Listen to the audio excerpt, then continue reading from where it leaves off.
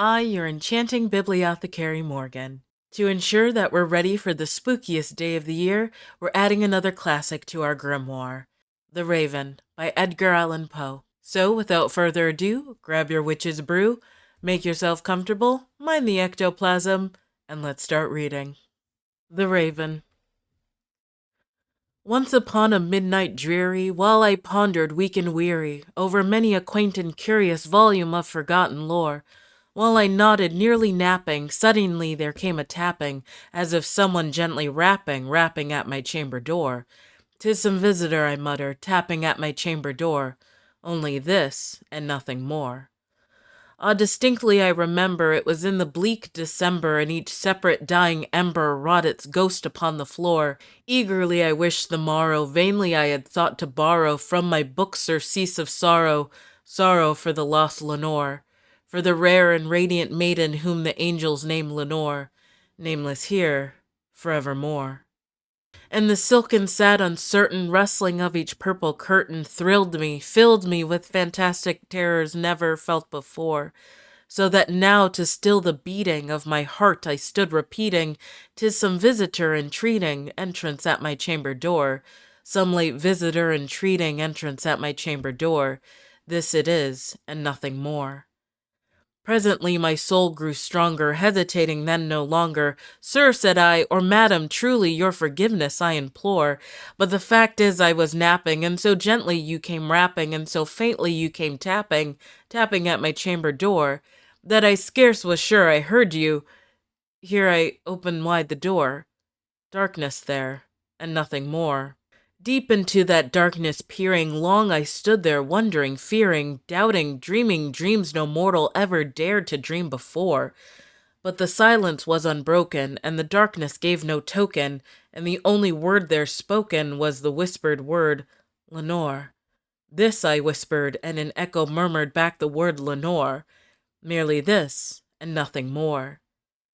Back into the chamber turning, all my soul within me burning, soon I heard again a tapping, somewhat louder than before. "Surely," said I, "surely that is something at my window lattice. Let me see then what thereat is, and this mystery explore. Let my heart be still a moment, and this mystery explore. 'Tis the wind, and nothing more."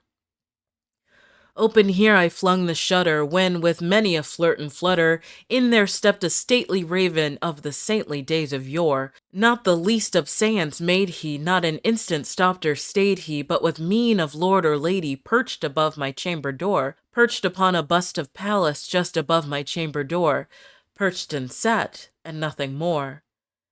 Then this ebony bird beguiling my sad face into smiling, but the grave and stern decorum of the countenance it wore.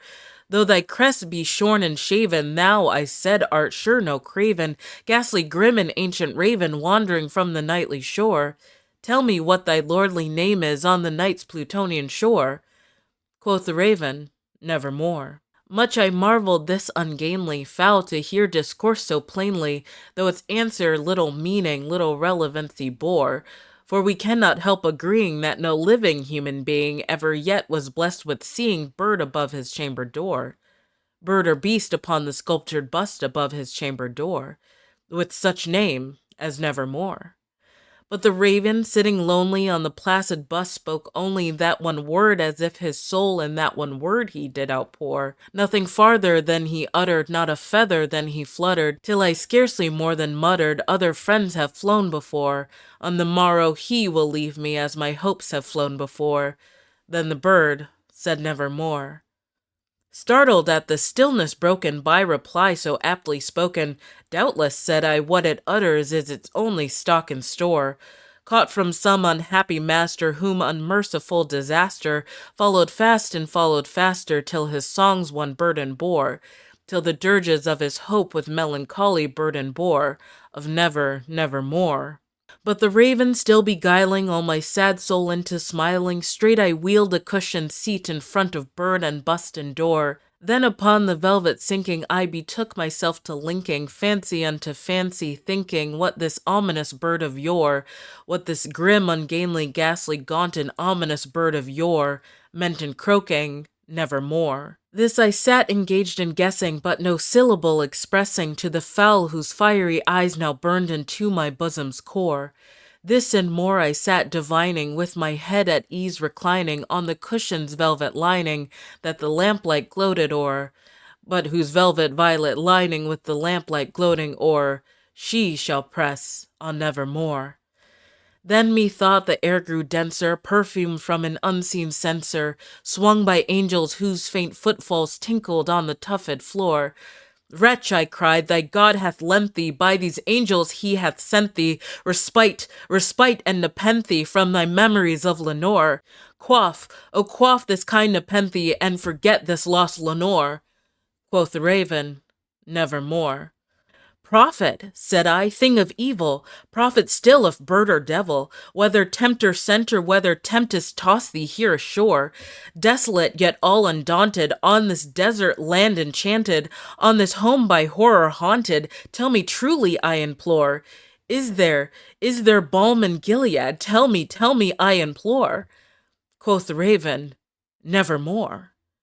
Prophet, said I, thing of evil, prophet still if bird or devil, by that heaven that bends above us, by that God we both adore, tell this soul with sorrow laden, if within the distant Aidenn it shall clasp a sainted maiden whom the angels name Lenore, clasp a rare and radiant maiden whom the angels name Lenore.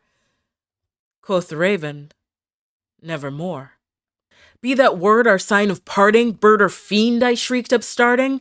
Get thee back into the tempest and the night's Plutonian shore. Leave no black plume as a token of that lie thy soul hath spoken. Leave my loneliness unbroken, quit the bust above my door. Take thy beak from out my heart and take thy form from off my door. Quoth the raven, nevermore. And the raven, never flitting, still as sitting, on the pallid bust of Pallas just above my chamber door.